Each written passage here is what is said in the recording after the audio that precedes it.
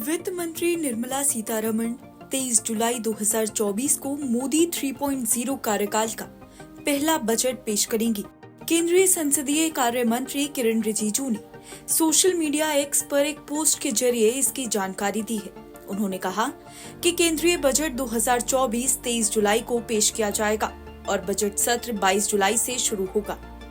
राष्ट्रपति के दोनों सदनों को 22 जुलाई से 12 अगस्त तक बजट पर चर्चा के लिए मंजूरी दे दी है। 22 जुलाई को लोकसभा में बजट पेश किया जाएगा और 12 अगस्त तक बजट सत्र चलेगा। देश की वित्त मंत्री निर्मला सीतारमण इस बजट को पेश करेंगी।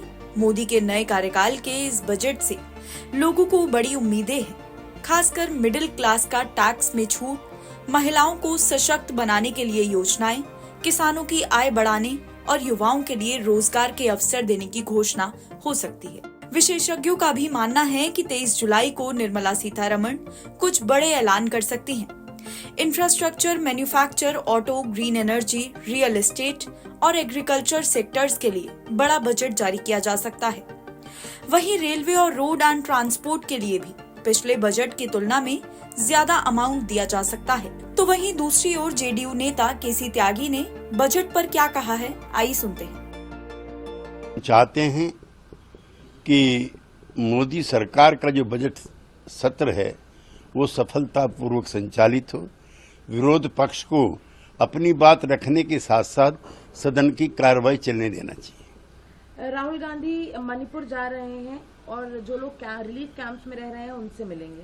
ये कोई नया कार्यक्रम नहीं है। सभी दलों के नेता ऐसे अवसरों पर जाते हैं और अपनी संवेदनाएं व्यक्त करते हैं।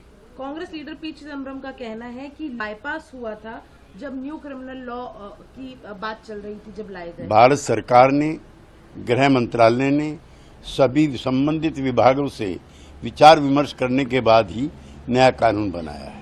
राहुल गांधी ने गुजरात में कहा है कि हम लोग साथ में, इंडिया में अलायंस साथ में मिलकर गुजरात में बीजेपी और मोदी जी को हराएंगे, और वहीं जैसे अयोध्या में हराया था। इंडिया अलायंस लोकसभा चुनाव के दौरान ही तार तार हो चुका था और अब विधानसभा चुनाव में दिल्ली में भी और अन्य राज्यों में भी, इंक्लूडिंग पंजाब में भी, आम आदमी पार्टी और कांग्रेस पार्टी अलग अलग चुनाव लड़ने की तैयारी कर रही है। दूसरी ओर मोदी 3.0 कार्यकाल का पहले बजट पर मनोज झा की भी प्रक्रिया सामने आई है, सुनिए।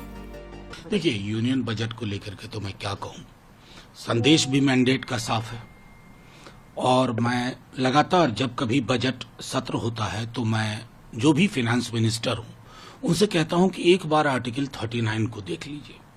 उसके अंदर क्लॉज बी, सी में जो व्यवस्थाएं हैं, हमारा बजट, इसका नाम है आम बजट, वो आम लोगों के सरोकारों से दूर नहीं होना चाहिए। अगर प्रगति का लेखा जोखा हो, विकास का लेखा जोखा हो, तो वो जॉबलेस ना हो, वो फेसलेस ना हो। ये हमारी इच्छा रही है और उम्मीद है कि इस मैंडेट के मद्देनजर, जिसमें लोगों ने संदेश दिया है, निर्मला जी और पूरी की पूरी टीम पीएम की इस पर काम करेगी।